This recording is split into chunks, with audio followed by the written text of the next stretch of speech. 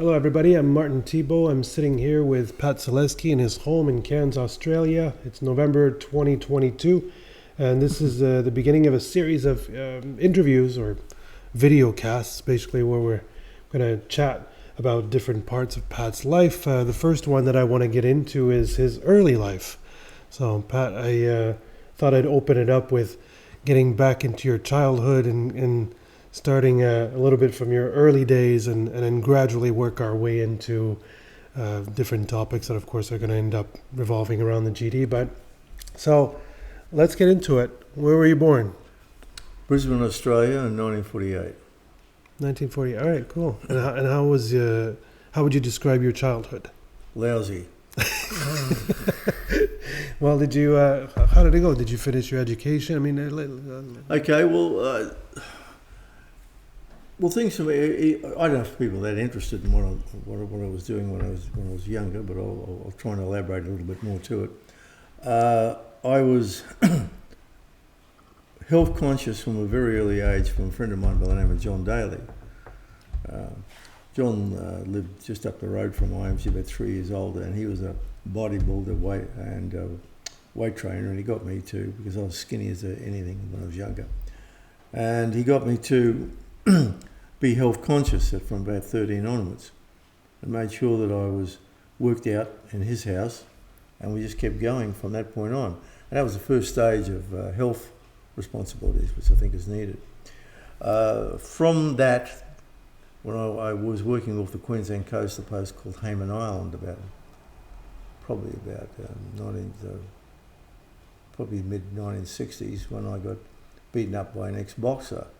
And not too badly, but I had a good recovery. I was about 17, and then I decided I had to get into martial arts, so that went into that. So I transitioned from being a health nut into martial arts and made that as a combined unit. And that was around the age of 13? No, it was much later. I left school at the age of 15. Mm-hmm. I had dyslexia, which made it very, very difficult for me, and so I didn't realise it was dyslexia then, but I left at 15, and I worked just doing labouring jobs all around Queensland, doing different things, which is the state of Australia, Queensland. And I never really looked at my higher education until much later, when I went back doing things. I gradually, though, at 17, I ended up in Thibeault, New Guinea, staying with a family friend up there, my mother's, a friendly relation. And I worked in that area. And Thibeault was a very, very interesting place at that time in the mid-60s. I ended up in Bougainville, went up the Fly River, part of it, and went up the Sepik as well.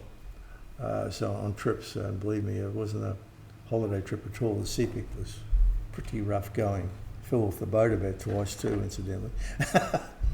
Had to get on. There's crocs everywhere, mosquitoes. You had to put the boat in the middle of the river at times. It was really, really tough. And throughout all that, were you doing martial arts still? Yeah, I was. I trained. I had a brown belt or a first kyu at karate. My training was originally under Wayne Williamson, and he did Shotokan, and then Tamio Suji did a thing called Seikukan. Now, Seikukan and Shotokan were extremely similar, but the Seikukatas were more intricate than the Shotokan ones. There was more body movement, more hip movement into it than Shotokan, and it worked on pivoting aspects of that. So what happened was that I travelled. I ended up travelling from New Guinea. I left, and then I went to Hong Kong, to where the Sitos family's grandfather was. He lived in Macau, but I went to Hong Kong first, met his cousin. They took me on the ferry up to Macau, and there I met a whole bunch of ex-Chinese masters, although masters then. And what happened was they had special permission to leave Red China at that stage, which was a rarity considering the time frame. But they were allowed to leave, and the daughter translated for me, so I knew what was going on. They'd never seen karate, so I did some karate katas, and so we really got into internal dynamics. I was there for about a week, And we talked about internal dynamics of Tai Chi from about 5 different positions. And that got me interested again. I had done yoga at that particular point, and I thought, okay, so what I did was I ended up in Bangkok on the way to India. I was going to train doing tantric yoga under Wolf Life and Data. That's a lot of traveling. You're super I guess you were super dedicated to discovering more about the martial arts, or was that the main was that the main reason for all the travels? Probably needing to get out of home and not return, I think. But no, I was curious, and when we ended up in, I ended up in Thailand, and I was in the, I think it was the Bamboo Bar in Bangkok about 1968, I think it was, around that period, and we were. So you would have been 20. Yeah, about that, and so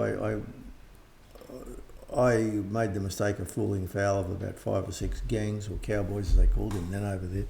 Anyway, so there was an American there, he was a big American, he used to drink off a whole lot of women. And he saw I was in trouble, and the only thing he ever said to me was, "Hey kid, get out of the can." But when he saw that I got jumped, and I decked one, and the others kept coming at me, and he came over and decked the rest. And he said, "Where are you living?" I said, "Well, at the parrot around the corner." And he said, "Okay." So we dived in.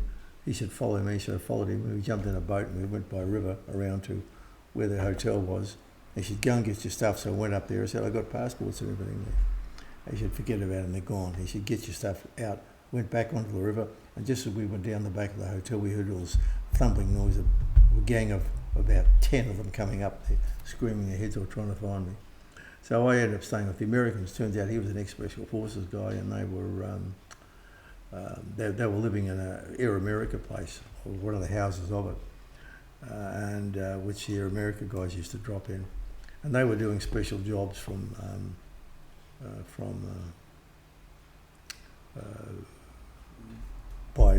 sanctioned by someone or whoever it was, I don't know. Anyway, so I was there and I was broke. I'd lost my money. They were stuck in a hotel and they'd raided the safe, told the owner that he had to give the money, and it was about $600 at that time. It was enough in those days. And so I had to earn money. So what I did was, the Americans were working on the Mekong in Thailand, and they wanted me to go there. They decided they needed someone because they had a boat. There was the Mekong was a very, very funny river, especially in the northern part. And so what they did with the Americans, they were picking up stuff and dropping it off. And the trouble is, though, that the bullets that they encountered sometimes with the other side would go through the boat, so they needed something stronger. So they got there was some mining equipment or whatever it was, and they built a flat bottom boat that was that thick full of steel, and so nothing would get through it virtually. And so they used that, but the biggest problem is when their captain used to drop them off. So you had at the Mekong, you could go 25 miles one way, 25 miles the other, and they knew the territory. The people living in the villages, they knew where the sand shifted and where it didn't. In a flat bottom boat, you needed that. And so what happened was that they put us on the boat, and my job was to look after the captain. For that, they paid me, all put in $50. So when they're going across the river, they'd go 10 miles down or 10 miles up at that particular time. And because, as I said, the knowledge of the village guy was limited. He could go 25 one way, 25 another, or thereabouts. I can't remember the exact amount, but it was a short distance. And so they expected stuff. And so anyway, so cut a long story short, my job was to look after him, and they put $50 in each. There was 5 of them. That was enough for me to get me going. So I did a few trips like that. But what they did, they would collect some stuff, and they would go to an airstrip, it was a rough airstrip, and they'd have a Beechcraft from it was an old Air America thing, and they'd go down to they'd fly down to the base. They had a base. I won't say the name of it, but it was an Air Force base where Thai Air Force Base, where the Australians eventually were at one particular point in time. They had their fighters. I think they had MiGs or something there. And so we in our gear, and we'd just drop us off there from the Beechcraft and out to this base, and we'd go back to Bangkok from that place. The Beechcraft fit about 8 people, and we had a couple of teachers and things and that. So that's how I got into it. That's how I survived. So I was living there with a whole bunch of ex-Americans, and not ex-Americans, ex-servicemen. Well, it was mainly Special Forces guys. And my job was to look after the boat captain, make sure that he didn't leave him behind. So I mean, obviously you didn't have the ideal, let's say, home life with your parents. So you left fairly young, didn't really complete your education, found yourself traveling all through all these Asian countries, and obviously with an interest in martial arts and continuing to train in more and more of these martial arts. What do you think you were after ultimately in all of this? I really don't know.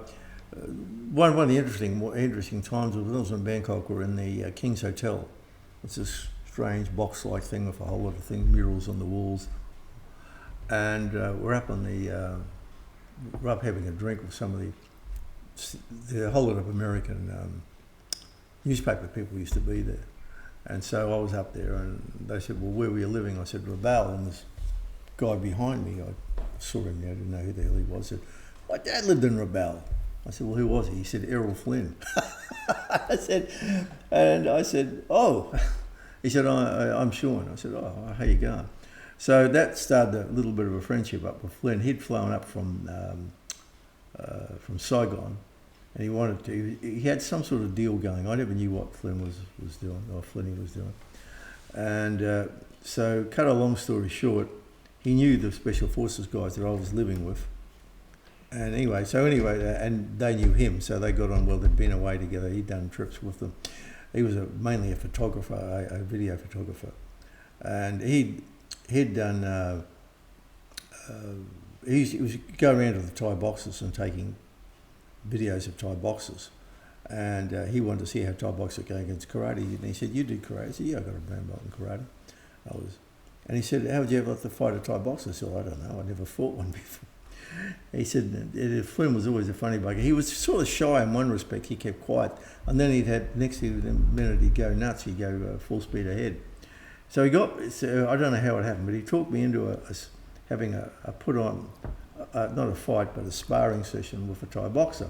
And he picked an old guy. He looked like he was 50 years old, no teeth. And I thought, oh, well, I'll do okay. And so I got in there, and he said, I said, you sure about this? He said, oh, yeah, you know. He put me in there, and I got.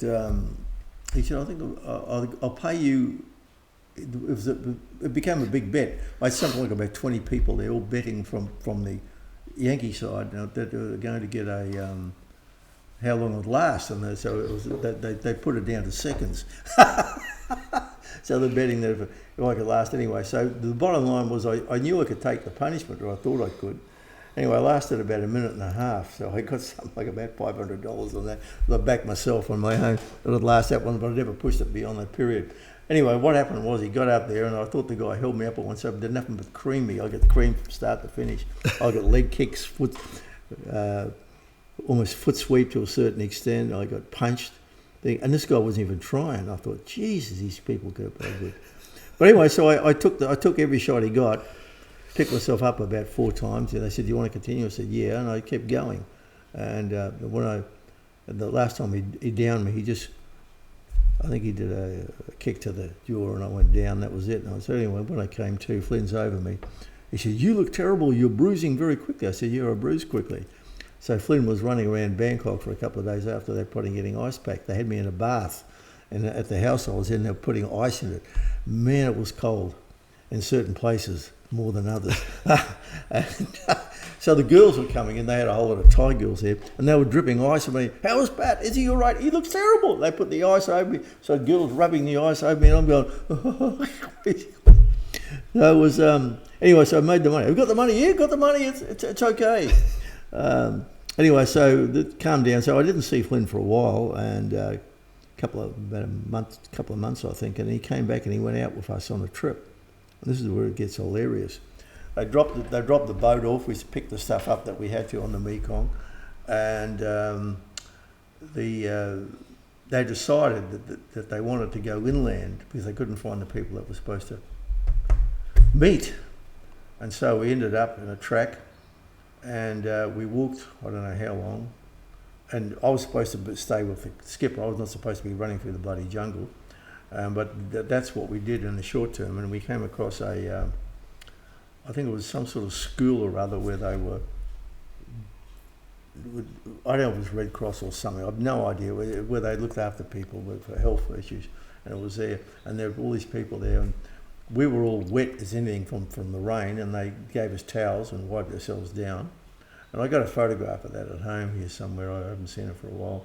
And Flynn was there with us. He came along, and we actually had breakfast. They gave us some money, and they gave us eggs for breakfast. So we sat down there and ate some eggs, and a lady came along and gave us some bit of bread, and that was about it. And Flynn, there were some nurses at the table, and Flynn disappeared, nurse or doctors. The next minute, I see all this big crowd outside of the where they're all lined up to go in and get checked out, and the door was shut, and they're all outside listening at the door. And I thought, this is odd. We get outside and hear all this screaming going on.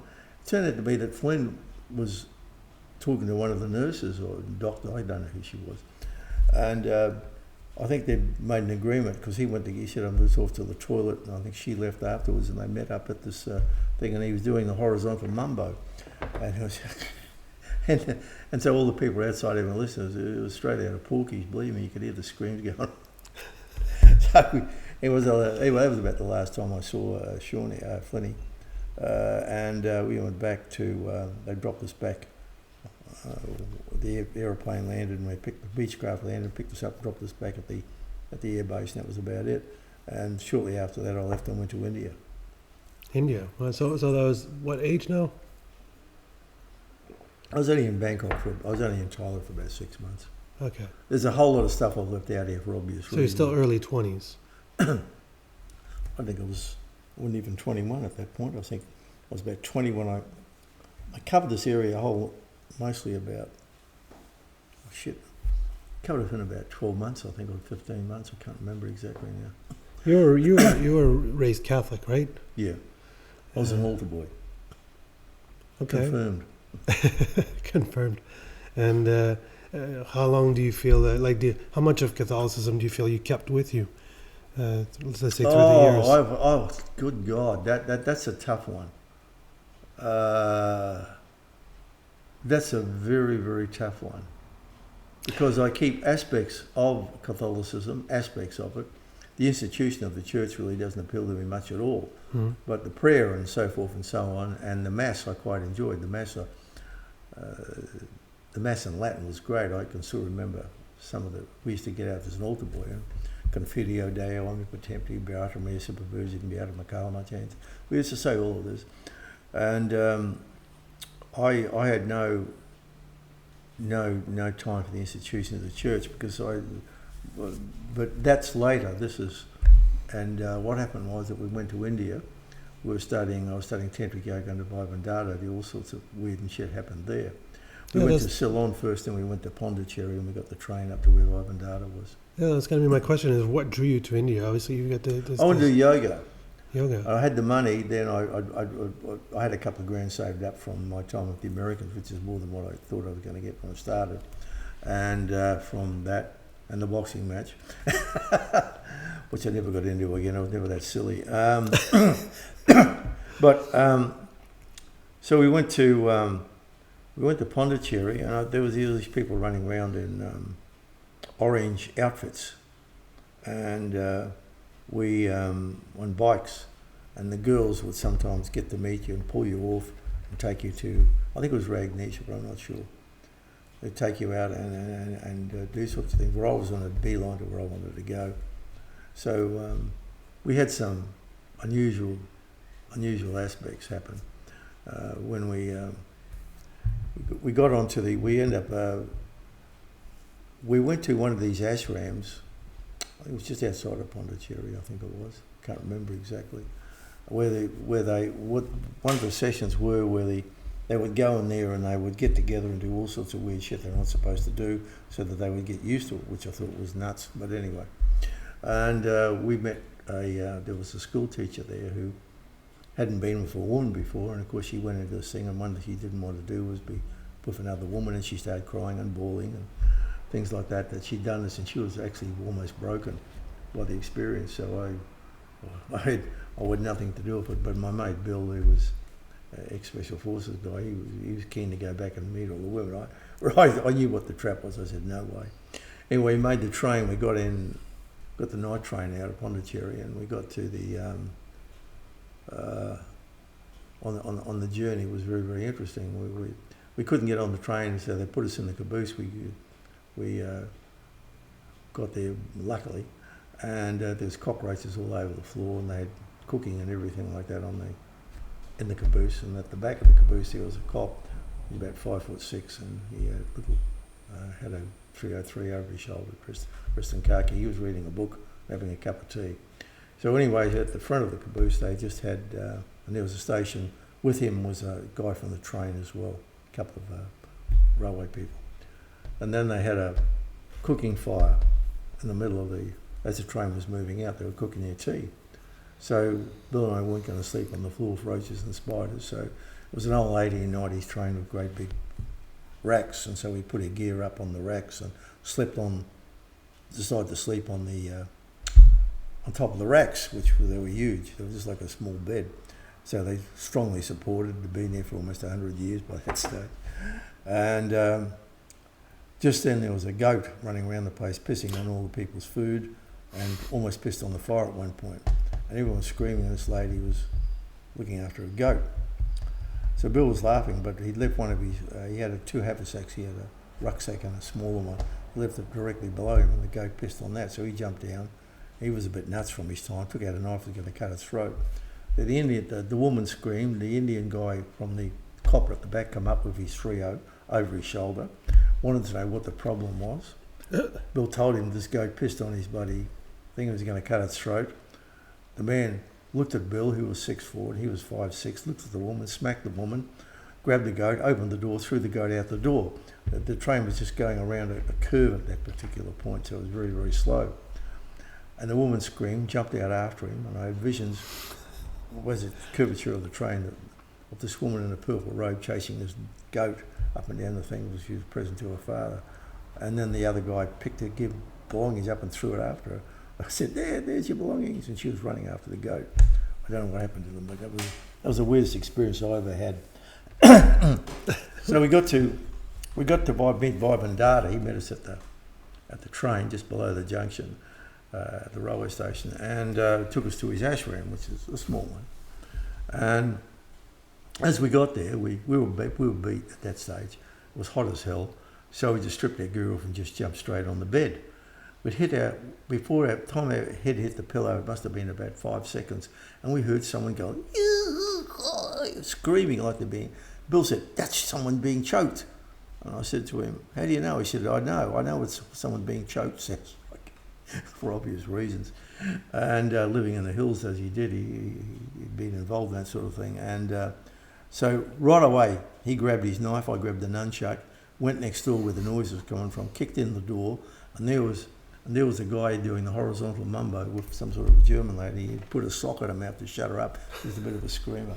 So there we were, naked as a jaybird, swinging with nunchucks and bloody knives. And the guy who was doing the deed was horrified and slashed out through the window. The window was about this big, and he did a dive through it. Never saw him again, I believe.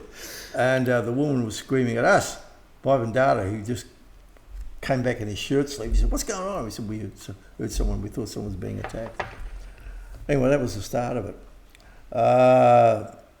And we were on the ashram for about 6 months. Then I went up to Calcutta to do a block course on University of Calcutta for yogic breathing. It was run by someone who Vibe Data knew, and he put us onto it. That's where you met Mother Teresa, right? You mentioned that before. Well, Mother Teresa wasn't well known to me, at any rate, in the mid-1960s. The last thing I wanted to know about was Catholic missionaries. I was more interested in other pursuits. And we went there for a reason, that one of the guys that Bill had worked with and I knew from the house, his I think his sister was either a doctor or a nurse who'd gone there to do some work for her for a specific reason. I can't remember. It's too long ago. And so when we turned up there, we turned up in the home, and next minute we saw this little woman of about 4'1" jumping up and down, screaming at one of the nurses. I thought, geez, this lady's lost the plot. I said, and she was jumping up and down. And then she saw us and ran straight at us. I thought she was going to take a swipe at me at one point. And I thought, whoa, I said, what do you want? I said, we just after one, I think it was doctor or nurse so-and-so, we mentioned the name. Name was, can't remember her name, Kim or something like that. And she's gone, she last week. I said, fine, we're off. We didn't want to stay there any longer. The place was terrible, stunk like hell, and it was really bad. I told people about the story, and they don't believe me because they thought Mother Teresa was a saintly person.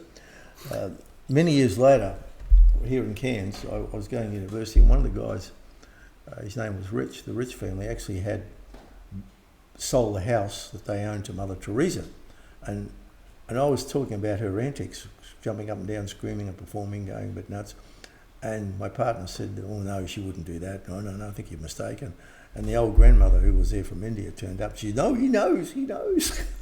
Well, confirmed No, it. that was that. So we had really an interesting time in India after we did the yogi course. I stayed there in the slum in Calcutta for a short time, and anyway, eventually returned back to Australia and stayed in Queensland, and then moved over to New Zealand. So I don't know if people are really interested in this sort of stuff. No, but it's good to get a background. Journey through life wouldn't be interesting to a hell of a lot of people, to be honest. No, because I believe that it's going to be interesting to see how it leads to you eventually being interested in the occult, and of course turning to the GD or finding out about the GD. One peculiar incident happened over when I was in India. We went from India. I left Bill and I ended up in Nepal at some point. But I was going to do an article I wanted to find if we could do some articles on fighting, whether it was supposed to be martial arts in Tibet, because martial arts was supposed to came from Tibet. I couldn't find anything. There was a whole lot of people there from Tibet that had gone in to stay in Nepal after they'd been there about 10 years, 15 years or whatever it was. They lived in small houses, which they call the temple. There's a couple of stupas around, which are quite big. And I couldn't find anything to link. There was one dance sequence it could have been, but I couldn't find anything to link any martial arts with the Tibetan mysticism and Buddhism. So if it came from India, it was very well hidden, to me at any rate at that age. So we really, so after I left Bhai we went up to Calcutta and we moved, just cutting a bit back, we were at Benares. Now, one of the guys in the ashram had knew of a guy that he was a friend of the family, and his name was Gopi Krishna. Now, I'd never heard of Gopi Krishna, but he had a Kundalini experience similar to one that I said I had a similar experience many years ago, when I was about 16. Anyway, so the guy set up a meeting, and he contacted this guy, and the guy said, well, I'm in Benares, which was now Varanasi, I think it's called, and we're supposed to meet him, and I didn't know what he was going to be like, and so I met him, and he had long white hair and a robe, and he had a Kundalini experience in the 1930s. So we sat down, and he took us on the steps, and then we moved around a little bit, and we to a place where we could sit down and eat. He told us everything, and the questions were asked, and when I explained what I was there for and how his friend was going, he knew this particular person I was with, who'd recommended me to meet him. He said, how's he going? I said, he's fine. I was on the Ashrath with him for a couple of months, and he's doing this and that. He said, yes, I knew his mother well. Anyway, so we agreed to meet the next day, and he turned up in one of those Indian suits. He'd gone transition from a yogi to a person in a suit and a little painted hat thing. So he was a man of contrasts. And he said there was a book. It was published or been published. I couldn't remember on that. He said I should get it and study it and read it. So we had a couple of long conversations, and I told him about the connection I saw between Tai Chi and Kundalini and the other principles, and we had a long discussion over that. He's very generous with his time.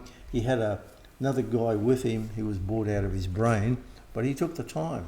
He didn't need to do that. He made himself available and was very interested in what I had to say.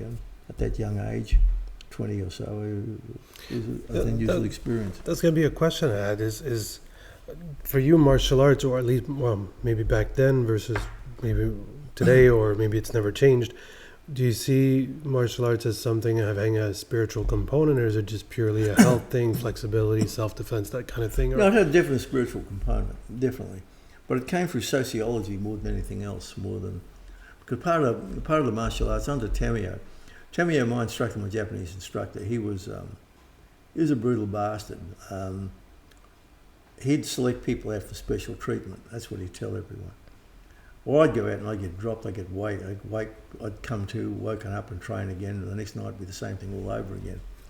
I couldn't beat him, but I knew I was quick as what he was, but he couldn't beat a fourth down when you're only on a Q grade. Mm-hmm. So I took everything he dished out.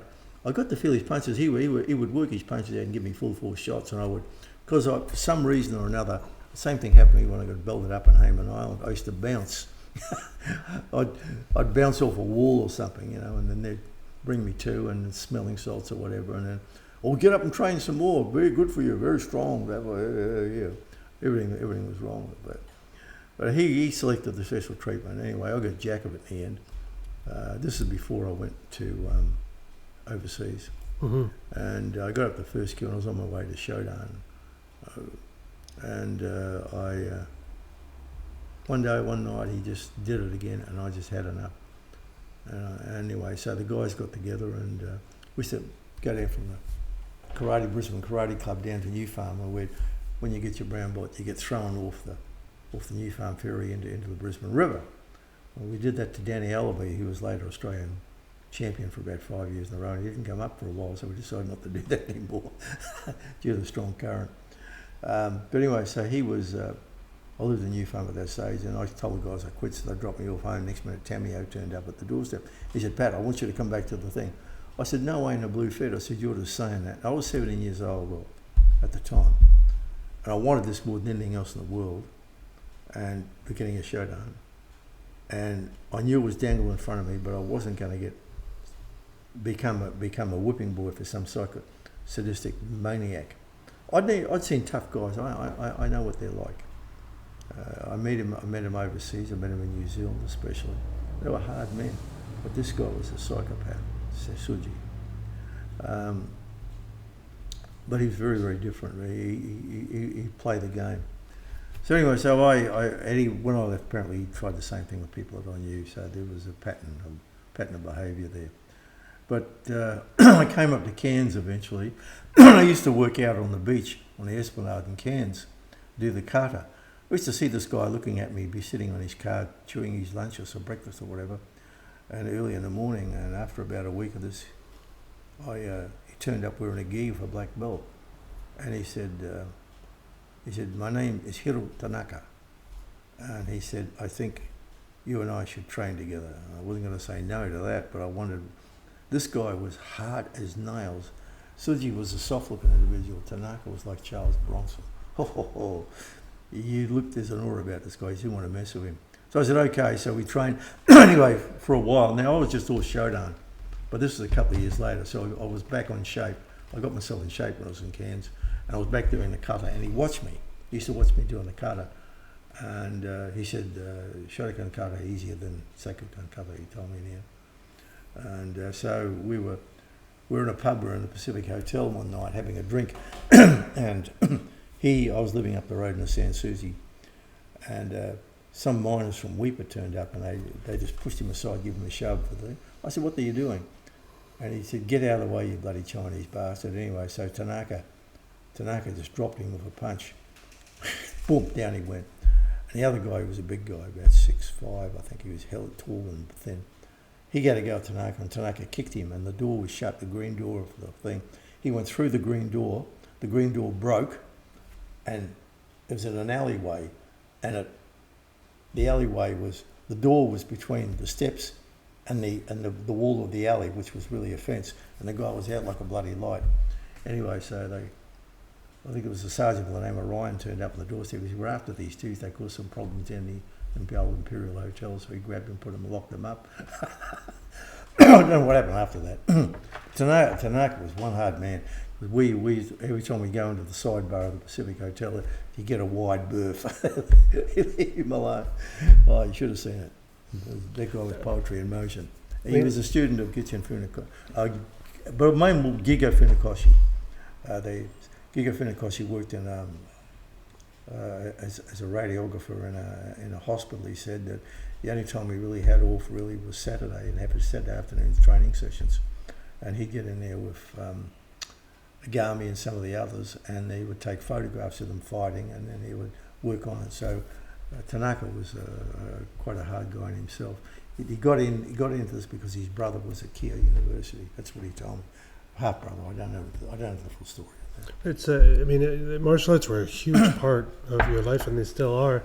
I don't even know if people realize this, but I mean, you made it into the Hall of Fame. You've competed at higher levels, and you got really high levels of expertise with Kobudo weaponry. And what made it such a prominent thing? And do you feel that is that what led to you being interested in esotericism, or?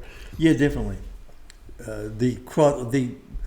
The Catholic upbringing was channeled into mysticism from the meditation we used to do at Seikokan. It wasn't that much, and which was a transition into yoga, and from yoga into that, it was all health orientated, the whole lot of it. So I've tried to maintain that. I think people are going to go to sleep listening to this, to be quite honest, but never mind. No, it's all good. So when was your first exposure to esotericism? When did you first come across something that was in India. No, not really India. I started with the Chinese when I was doing Tai Chi. But when I was in India, the experiences happened. There was one peculiar thing happened. Vibradata took us to the railway station to see us off, and he said, there's someone I want you to meet. Before he did it, he said he took an old photo off his wall, and he pointed to it, taken, I don't know, 1900, and he pointed to a guy. He said, there's about three of them there, there's three people, and he pointed to this guy. He said, remember his face. So he went to the railway station, and there was the same guy sitting there. He said, do you recognise him? I said, yeah, it's the same guy in the photo. I said, how old was that photo? He said, about 60 years. I said, this guy looks the same. And he said, yeah, he does. It can't be the same bloke. I said, he'd have to be 120 or something. He said, no, it's the same guy. He said, I knew him, my father knew him, and my grandfather knew him. And he met me, and he introduced me to him. And the guy looked at me a little bit. And he said something to me that Gopi Krishna told me. They both said exactly the same thing to me. They said, you're going to an island. And Gopi Krishna said the same thing when I met him in Benares or Varanasi. You're going to an island? Going to an island, yeah. He said, that's where your destiny's going to be. And it turned out to be his right. The island was New Zealand. It was two islands, really, but that was it. So that was... So what you think will bore people now is... This whole story is what eventually leads to you discovering the GD. When did you first hear about the GD? I read a book on life. Someone was making a comment about Aleister Crowley. I'd never heard of Crowley at all. And I started to read it and how it connected with the Golden Dawn. I thought, well, that looked interesting. Then there was some notes about Rigardi, whom I had no idea who he was. And then I felt almost drawn to go and do this thing. It was almost like a commitment. I really can't explain it, other than it was like a compulsion to connect. And I got hold of Rigardi's... When I started to read the Golden Dawn, and all I did ritual magic. Ritual magic for me was taboo, verboten. Church magic was all right, but not ritual. I'd done ritual in India, but it was not really the same thing. And by then you were in New Zealand, correct? Yeah. Yeah. And so what I did was I got hold of this particular book. I sent for Rigardi's classic, the Llewellyn Publications book. And that's the first occult book you read? His Golden Dawn Rituals. Huh. And so I picked that up. It was about 1975. And I thought, well, like an old friend coming home, I knew that's what I had to do. So I started, and I started a small group up, and we studied the rituals, and more of a study viewpoint. But I'd done a work on them, and then I met, later on after I'd done all the Enochian stuff, I met my... Well, we'll get into that. That's the next interview. Okay. But that was essentially the start of it. And there was... New Zealand had a very magical aspect to it, and I knew it. And the place that we lived in, or I lived in, I ended up buying the place in the end, but it was a big house on the belly of a hill. And the energy dynamic from that country, especially Wellington, it was built on a fault line, and you just get the energy like a ley line, just comes out, hits you on the foot. So all sorts of weird shit happened there. But no, that was a start in the right direction. So I really, the transitioning was from doing all those things. But the thing for me was they were all combined. They were never really separate issues. They were always linked to each other. So it was just like hopping on a train and seeing different stations. There was never it's this and we're going to do that. It was just part of a whole unit. It was a syncretic combination of things.